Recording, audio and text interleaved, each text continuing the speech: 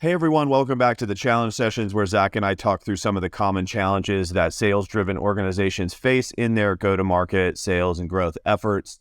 Today, we want to dig into the question of who should be creating your content.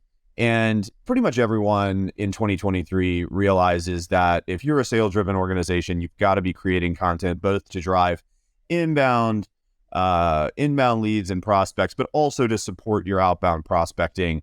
Building authority supports your whole sales organization and all of your sales efforts.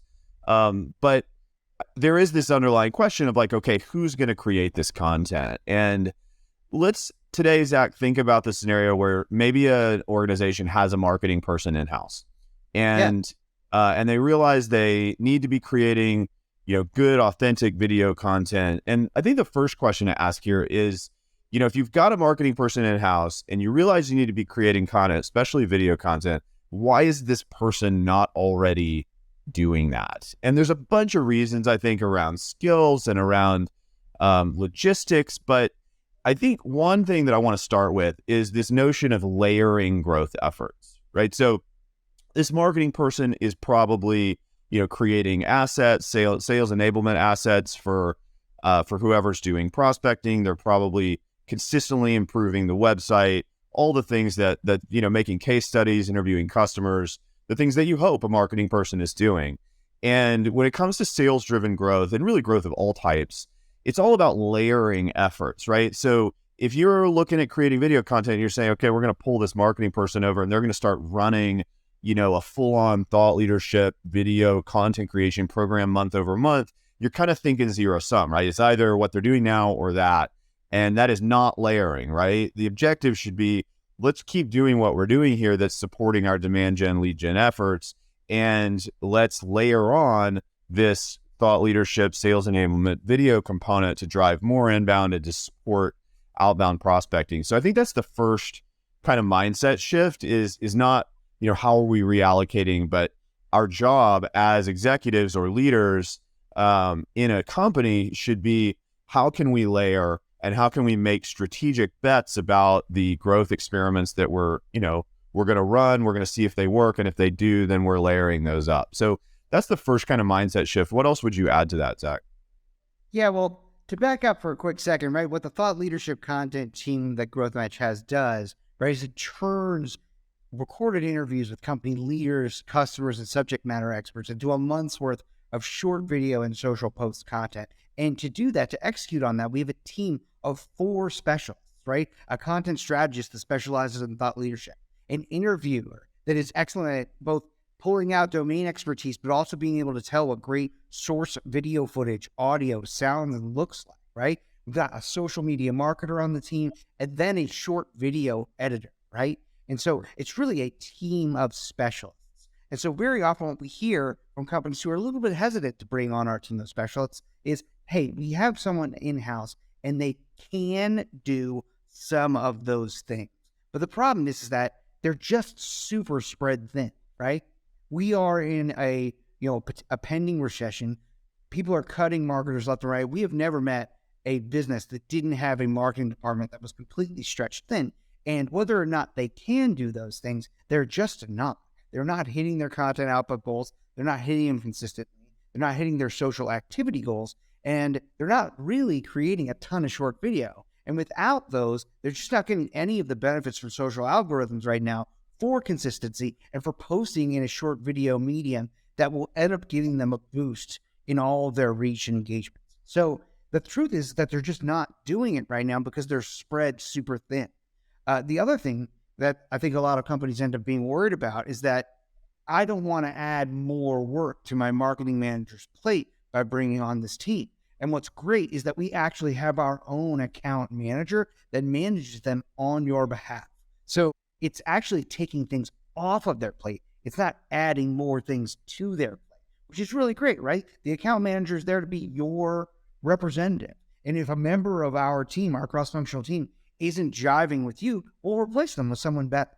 And then finally, right, what ends up happening is that these marketing managers love us because we end up doing work that they really didn't like in the first place, right? To execute on such a thought leadership content campaign requires a really broad set of skills, at least one of which a marketer really isn't going to enjoy. So if they're able to bring in a team that takes work off their plate, work they don't really enjoy, while still helping them hit their content output and social activity goals, they end up being the person in the organization that is our biggest evangelist. They end up loving us the most. One question I would ask here to close things out is, I'd say, okay, Zach, that all makes sense, but we're really budget constrained here, right? We've got this marketing person doing all this stuff. You make some good points about how, maybe there's a better solution. I could see how maybe they don't have all the skills. Do I really think they're going to get started next month or the month after? Well, I mean, knowing what's on their plate, realistically, probably not. But, Zach, we're just budget constrained. Adding another expense on to our demand gen sales enablement program, it's just not something we've been planning for. What do you say to that? Yeah, absolutely. In the end, it just comes down to justifying costs.